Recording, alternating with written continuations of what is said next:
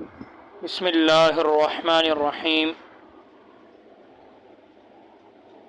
علم الصرف کی تعریف۔ آج ہم علم الصرف شروع کرتے ہیں۔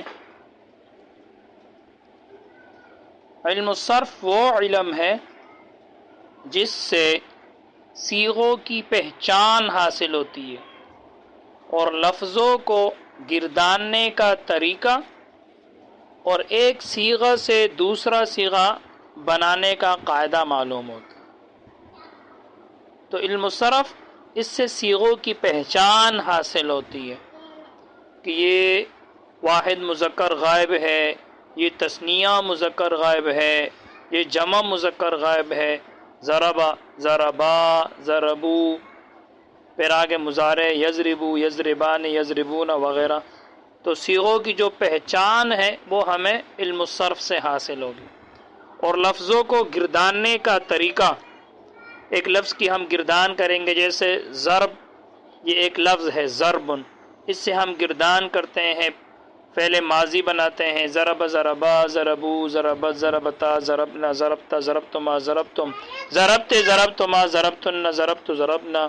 پھر مجہول بناتے ہیں ضربا، مضارع بناتے ہیں یضربو، یضربان، یضربون، تضربو، امر بناتے ہیں۔ تو لفظوں کو گرداننے کا طریقہ اور ایک صیغہ سے دوسرا صیغہ کیسے بنائے جاتے ہیں، جیسے ضربا، اب اس سے اگر ہم تثنیہ مذکر بنائیں گے تو اسی کے آخر میں الف لگا دیں گے، تو ضربہ سے ضربا۔ اسی سے اگر ہم جمع مذکر بنائیں گے تو آخر میں واو لگا دیں گے اور اس سے پہلے والے حرف کو پیش دے دیں گے، ضربو۔ تو ایک صیغہ سے دوسرا صیغہ بنانے کا جو قاعدہ ہوتا ہے وہ اس سے معلوم ہوتا ہے، علم الصرف سے۔ تو یہ ایک آسان سی تعریف لکھی ہے ابتدائی طلبہ کے لیے، اس کے علاوہ بھی تعریفیں کی گئی ہے علم الصرف کی۔ دوسرا ہے علم الصرف کا موضوع کیا ہے۔ تو علم الصرف میں تو اس کو نہیں لکھا ہے جو کتاب علم الصرف کی، میں نے یہاں مختصر سا لکھ دیا کہ علم الصرف کا موضوع کیا ہے۔ تو علم صرف کا موضوع کلمات عرب باعتبار اصل، اشتقاق، تعلیل، ادغام اور رد و بدل کے ہیں۔ کلمات عرب باعتبار اصل کے، کہ اصل لفظ کیا ہے، جیسے مثال کے طور پر یضربو، تو اس میں اصل جو الفاظ ہے ضاد را با ہے اور شروع میں یا زائد ہے۔ اسی طرح ضاربن، اس میں بھی ضاد را با اصل ہے اور ضاد کے بعد الف زائد ہے۔ اشتقاق کا مطلب ہے ایک لفظ دوسرے لفظ سے نکل جائے، مشتق ہو جائے، جیسے یہ ضاربن ہے، ضربا ہے، یضربو ہے، یہ سارے ضربن جو مصدر ہے اس سے نکلتے ہیں۔ جو آپ نے علم النحو میں پڑھا ہے، مشتق کس کو کہتے ہیں؟ جو مصدر سے نکلے، مصدر سے۔ تعلیل کا مطلب ہوتا ہے کہ ایک حرف علت دوسرے حرف سے بدل جائے، دوسرے حرف علت سے بدل جائے، جیسے قال، یہ اصل میں کیا تھا؟ قول، تو واو جو حرف علت الف سے تبدیل ہو گیا، قال۔ ادغام کا مطلب ہے ایک حرف اپنے ہم جنس یا قریب المخرج میں مدغم ہو جائے، جیسے مد اصل میں تھا مادادا، دیکھو دوسرے میں مدغم ہو گیا، مل گیا، مد۔ اور رد و بدل، ایک حرف دوسرے حرف سے بدل جائے، جیسے استبارا، ابھی اصل میں تھا استبارا، تا تو سے بدل گئی، وغیرہ۔ تو موضوع علم الصرف کیا ہے؟ کلمات عرب باعتبار اصل، اشتقاق، تعلیل، ادغام اور رد و بدل کے ہیں۔ فائدہ علم الصرف کا فائدہ کیا ہے؟ تو اس علم کا فائدہ یہ ہے کہ الفاظ صحیح طور پر پڑھنا آ جاتا ہے۔ جب ہم علم الصرف پڑھتے ہیں، سیکھتے ہیں، تو پھر ہمیں الفاظ کا صحیح طور پر پڑھنا آ جاتا ہے۔ مثال کے طور پر باب مفالہ ہے، آگے آپ پڑھیں گے، قابل یقابل مقابلتن، یہ مصدر ہے مقابلہ، تو اب اس کو ہم مقابلہ نہیں پڑھیں گے۔ باب افعال ہے، اکرم یکرم اکرام، افعال، تو اس میں ہر باب کے اپنے اپنے مخصوص اوزان ہوتے ہیں.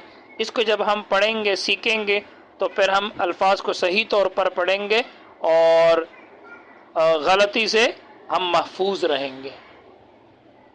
تو یہ اس کا فائدہ ہے کہ الفاظ صحیح طور پر پڑھنا آ جاتا ہے.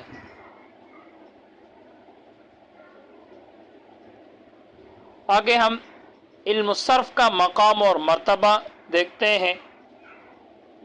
ایک شاعر نے لکھا ہے النحو فی الکلام کالملح فی الطعام والصرف للمرام کالعین للانام، کہ عربی کلام کے اندر علم النحو کی حیثیت ایسی ہے جیسے کانے کے اندر نمک کی حیثیت ہوتی ہے. اگر کانے کے اندر نمک نہ ہو تو مزہ نہیں آتا. اسی طرح عربی کلام میں اگر نحو نہ ہو، کسی کو نحو کا پتہ ہی نہیں ہے، تو اس کلام کا بھی مزہ نہیں آئے گا. پھر والصرف للمرام، اور علم الصرف علوم مقصودہ کے لیے اتنا ضروری ہے کالعین للانام، جتنا لوگوں کے لیے آنکھ کی ضرورت ہوتی ہے. جس طرح لوگوں کے لیے آنکھ کی ضرورت ہے، اسی طرح علوم مقصودہ کے لیے علم الصرف کی بھی ضرورت ہے. علم الصرف کے بغیر علوم میں پختگی حاصل نہیں ہو سکتی. اسی طرح النحو للعلوم کالضوء للنجوم، کہ